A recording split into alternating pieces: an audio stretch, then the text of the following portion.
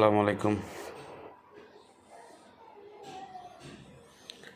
আজকে কিছু কথা বলার জন্য আসলাম। দেখলাম কিছু কিছু অনলাইন পোর্টালে, অনলাইন পত্রিকাগুলোতে যে আসতেছে যে প্রধান উপদেষ্টা আরও কিছুদিন ক্ষমতায় থাকলে দেশের অনেক উন্নয়ন হতো, অনেক উন্নতি হতো।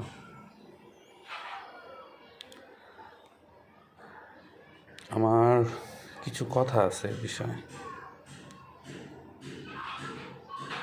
যেমন ফটোকার্টে দেখলাম আশিক চৌধুরীর নামে একজন লোক, ভদ্রলোক, সে কথা বলল। তারপর প্রধান উপদেষ্টার প্রেস সচিব উনিও বলল। আমার প্রশ্ন, আপনারা গত 18 মাসে কি করছেন বলতে পারবেন? হ্যাঁ, গত 18 মাসে দুইটা জিনিস করছেন। একটা হলো ইন্ডিয়ার বিরোধিতা, আর একটা হলো Awami League fascist.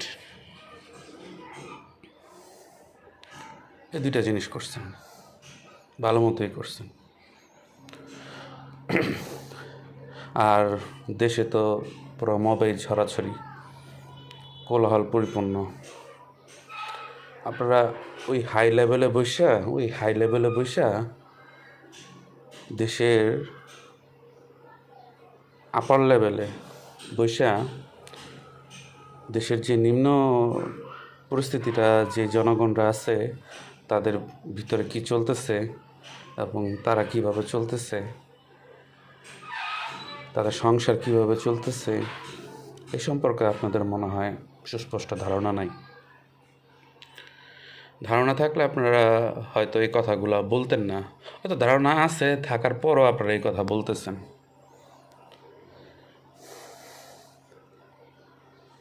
Young generation তো ম্যানিপুলেট হয়ে গেছে, কারণ জেনজি গ্রুপ তো হলো, ওরা তো আর ইনকাম করে না, ওরা তো হলো বাপের কাঁধে বৈশা খায়।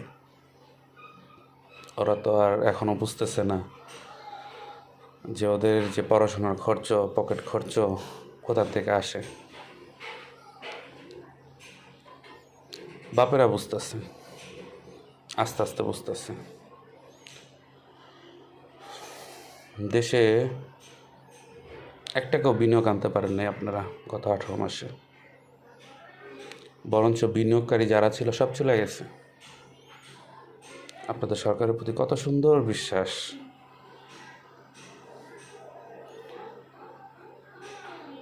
বিনিয়োগ না থাকার কারণে এক্সপোর্ট ইম্পোর্ট, আমদানি রপ্তানির উপর বিশাল প্রভাব পড়ছে।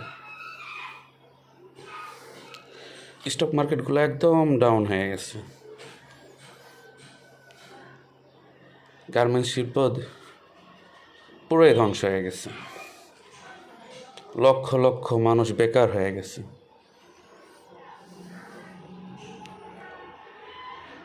এই বেকারের প্রভাব কিন্তু, এই সব কিছু মিলা কিন্তু জনগণের উপরে এই প্রভাবটা পড়তেছে।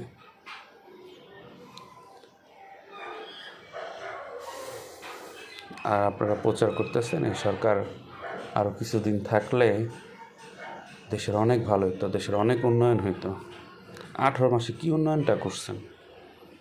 উন্নয়ন করা তো ভরা এলাইছেন।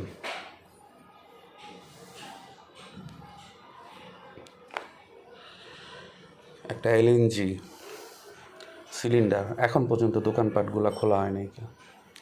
এটার বিরুদ্ধে কোনো পদক্ষেপই আপনারা নিতে পারেননি। গ্যাস সংকটে মানুষ ভুগতেছে, এখন পর্যন্ত সিলিন্ডার দোকানগুলো বন্ধ, কোনো সিলিন্ডার বেচা কিনা হচ্ছে না। 1350 টাকার সিলিন্ডার 2500 টাকা দিয়েও পাওয়া যায় না। এই ক্রাইসিসটা কি আপনারা শেষ করতে পারলেন না? এইটুকু জিনিস করতে পারলেন না? আর 18 মাসে তো বহুত কিছু করে ফেলাইছেন আপনারা, ছিঁড়া ফেলাইছেন দেশটারে উন্নয়ন করতে করতে। আমার মনে হয় লজ্জা শরম নাই। লজ্জা শরম থাকলে এই ধরনের কথাবার্তা আপনারা বলতেন না?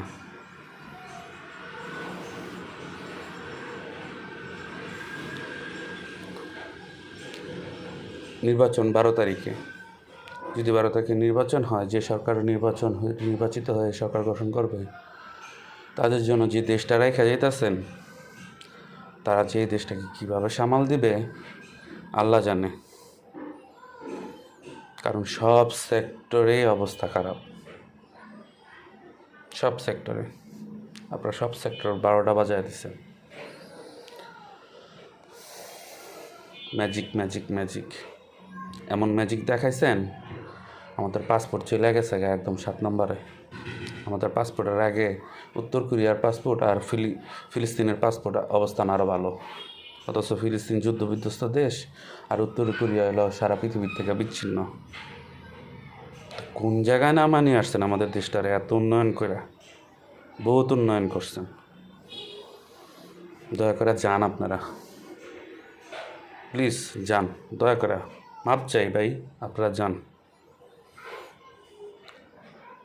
এই দেশটা দেশের জায়গায় নাই। মানুষ হতাশাগ্রস্ত, এমনভাবে হতাশাগ্রস্ত হয়েছে, মানুষ মুখ ফুটা কিছু বলতেও পারতেছে না। বলবে কিভাবে? সব জায়গায় তো মবের রাজত্ব কায়েম হয়েছে, প্রতিটা সেক্টরে। আবার হানা ভোট নিয়ে আপনারা লাফাইতেছেন। হানা ভোট দিয়ে কী হইব?